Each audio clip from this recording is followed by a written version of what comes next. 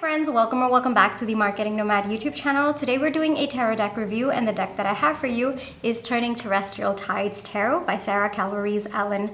Now this particular deck was kindly gifted to me by PM Press, and I just wanted to say a very big thank you to them for sending this deck over. Now what you can expect in today's tarot deck review, I'm going to be sharing my thoughts about this deck and some of my experiences while connecting with the energy of this deck. I'm also going to be sharing some tips and tricks that have worked for me as I was using this particular deck. Now there's nothing written at the back. Usually I take some time to read, right? So there's nothing written at the back of the box except that this is published by PM Press. So what I'm going to do is I'm going to shift the camera angle so that we can get a look at the cards and I can share my review with you. Just give me a second, all right? Turning Terrestrial Tides Tarot is a 78 card deck, and it runs slightly smaller than the standard tarot size, which makes it compact and travel friendly. Now these cards are printed on high quality cardstock with matte finish, and as you can see, they have green edging to them.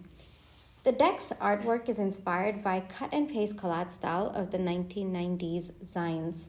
It has a very DIY aesthetic to it.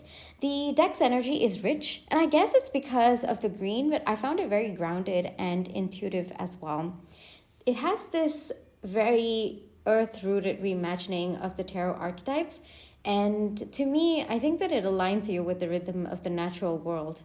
This particular deck honors the emotional tides that we all navigate as humans, and one of the things that I found very, very interesting was that the minor arcana suits have been renamed, and I feel this deck's naming system allows us to move in a more interconnected space. For example, wands are passions, swords are thoughts, pentacles are tangibles, and cups are emotions. I think that these better reflect the themes of the suits.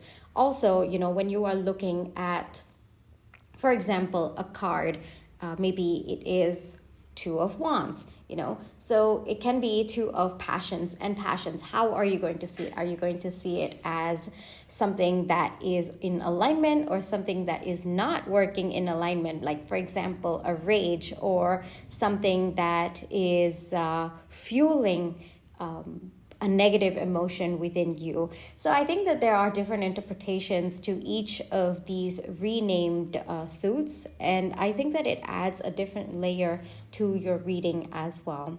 Another thing that I found interesting is that the court cards are reimagined as life stages. So there's child, teen, adult, and elder. And I also feel that it adds a depth to the intuitive messages coming through from the deck.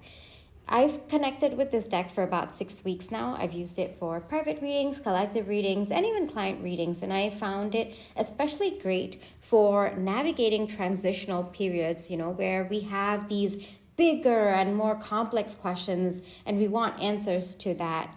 I found that the imagery, the artwork of this particular deck, it speaks in whispers and waves. And there are no sharp declarations, but there are very gentle and clear messages. So especially when you have your bigger and more complex questions, I think that the answers that come from this deck break it down into very steady and grounded answers. The guidebook by itself is very poetic, very wise, and it allows you to interpret it as you prefer. I would say that the guidebook is more of a companion that is by your side as you navigate the tides of life.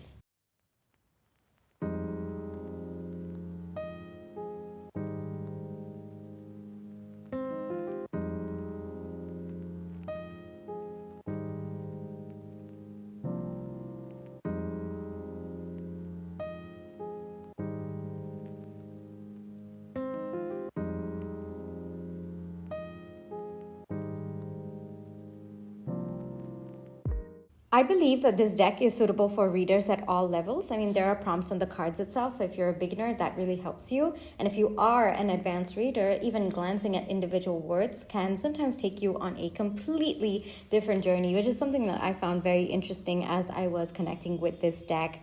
This deck is perfect for intuitive readers, especially if you are craving a slower but steady approach for self-reflection and empowerment. And if you like to do daily draws or you journal, then I would highly recommend this particular deck. I think that it is really good for long-term personal reflections as well. And given this collage style artwork, I think that it can also serve as a creative inspiration. Overall, a steady companion and such a grounded tool. I highly recommend it.